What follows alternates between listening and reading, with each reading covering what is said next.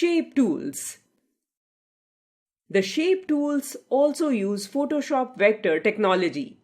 Click and hold the rectangle tool in the Tools panel and you will see various shape tools like Rectangle tool, Rounded rectangle tool, Ellipse tool, Polygon tool, Line tool, Custom shape tool.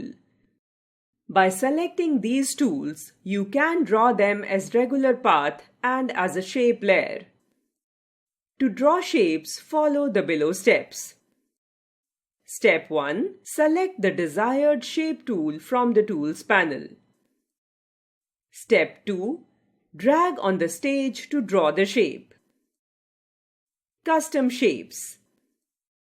One of the easiest ways to add an object to an image is to use the custom shapes in Photoshop, such as music notes, hearts, and flowers.